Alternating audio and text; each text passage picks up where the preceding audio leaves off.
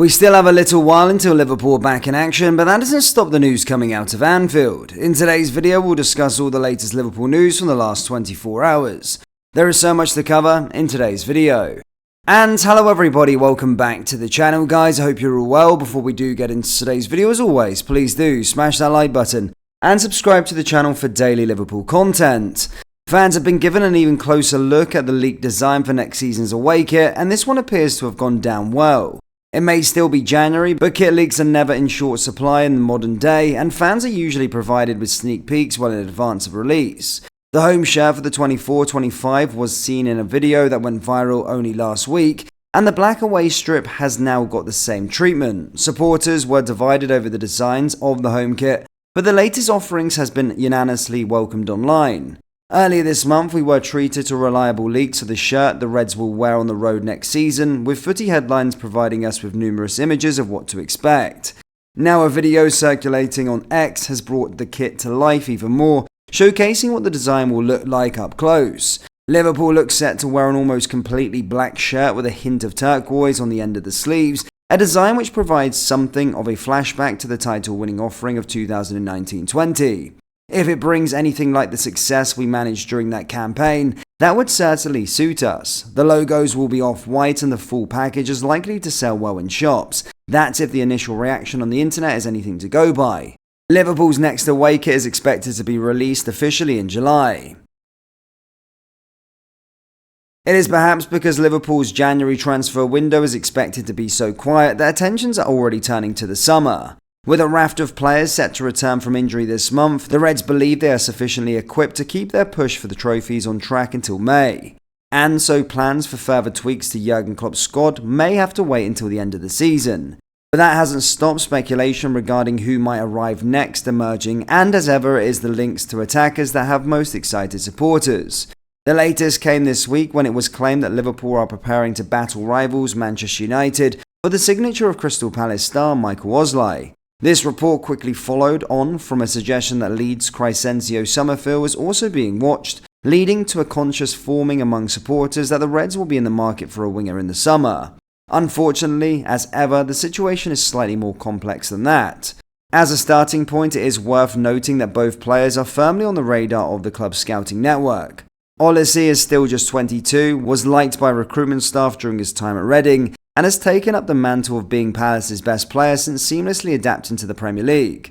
Summerville, meanwhile, is the same age and has scored 12 in 23 appearances so far this season, impressive numbers even accounting for the fact he plays in the Championship. However, there is no guarantee that the Reds will follow up their interest this summer as they continue to grapple with the key question of whether their forward line will require renewal at all. It is in that area that has been strengthened greatly over the last 2 years, with Luis Diaz, Darwin Núñez and Cody Gakpo all arriving prior to their peaks to provide a potent mix of profiles. That trio have perfectly complemented the work at prime age of Diogo Jota and of course Mohamed Salah, who remains the best player in the Premier League. Consequently, the key to any recruitment plans arguably lies in the huge decision that awaits on the latter's future, particularly as it is hard to envisage a new forward earning sufficient minutes without the aid of his departure. Anfield insiders regularly cite that Harvey Elliott, Ben Doak and Dominic Szoboszlai as potential stand-ins up top, but the fact that the trio have barely been asked to take those roles this season is a decent indication of just how well stocked Liverpool are. Furthermore, is it fair to ask whether in the event of Salah leaving, either Oliseh or Summerville have yet proven themselves worthy of being considered successors? Questions over Summerville's ability to step up to the Premier League were hardly answered by his 4 goals in 34 appearances in the division first time around, even if one ended Liverpool's 29-game unbeaten league run at Anfield, earning Leeds a shock 2-1 win. And as for Michael Osley, 5 goals in 9 outings this season is an impressive rate, but he has scored just 9 in 72 appearances in the top flight in total, not the level's production that usually tempts Liverpool in. Perhaps both will continue to kick on in the ways that cement them as key targets in the coming months, and that will coincide with space in Liverpool's attack opening up. But with so many pieces needing to fall into place, it is too early to say whether the Reds will go beyond keeping tabs on 2 players who currently offer little more than promise. After failing to make a single appearance for Aberdeen in the first half of the season, Rhys Williams has departed Liverpool again, this time to League One. Williams has hoped to take up a regular starting role as he joined long-term academy teammate Leighton Clarkson at Aberdeen in the summer.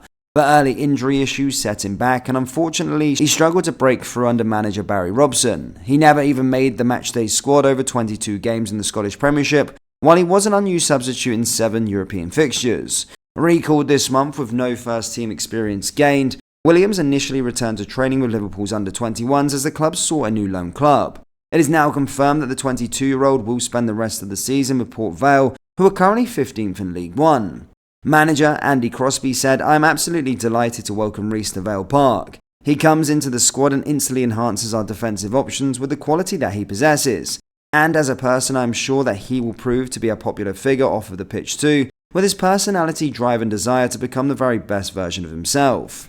Port Vale count captain Nathan Smith, Alex Lacavotti, Lewis Cass and Jesse Debra, and Crystal Palace loanee Kofi Balmer as specialist centre-back options, while midfielder Jason Lowe has also regularly started in the back three. That suggests Williams will face strong competition for a starting spot as he arrives mid-season, but those at Liverpool will have discussed game time with his new club. Next up for Port Vale is the visit of Wycombe in the league on Saturday, with the two sides level on points in the third tier. Everton and Nottingham Forest faced the threat of points deduction this season after the Premier League said the clubs had confirmed they were in breach of the competition's financial rules. In this part of the video, we'll take a closer look. What has happened?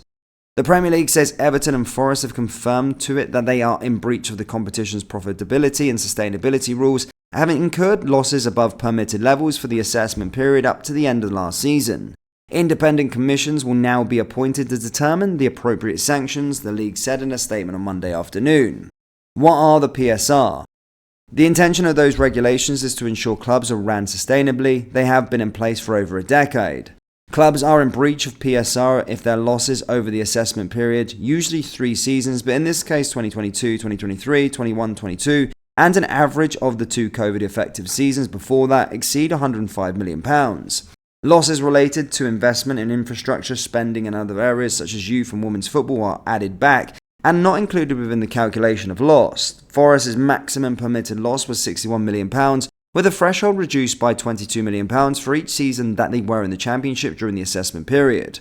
Critics of PSR say the rules lock in advantage for the bigger clubs with the higher revenues and prevent ambitious clubs from challenging with the elite. What happens now? Clubs agreed a new expedited process to deal with PSR breaches at their most recent annual general meeting in the summer of 2023. Under that process, Everton and Forest have 14 days to respond to Monday's complaint from the Premier League, and hearings must conclude within 12 weeks of the complaint being issued. The Commission's decisions must be handed down with 7 days of the hearing's conclusion to allow time for the appeal process, which must be complete no later than June 1st, the point of which promoted clubs gain their Premier League shares. In Everton's case, they say in-season process means they defend the league complaint before the appeal against the November sanction has even been heard. If Everton and Forest's cases will be dealt with this season, why is the Manchester City case still rumbling on? In simple terms, because the City case is so much more complex. Although the league announced City had been referred to an independent commission last February, the size and scope of the case means it will take much longer to resolve. Sources close to the league point out that even if a case of an equivalent magnitude happened now, since the adoption of the in-season process, it could not be dealt with under an expedited process. Liverpool fans, what do you make of the new away kit? Let me know your thoughts down there in the comment section below. That brings us to the end of today's video. As always, please do smash that like button and subscribe to the channel for daily Liverpool content. Thank you, and I'll see you all next time. Take care. Peace.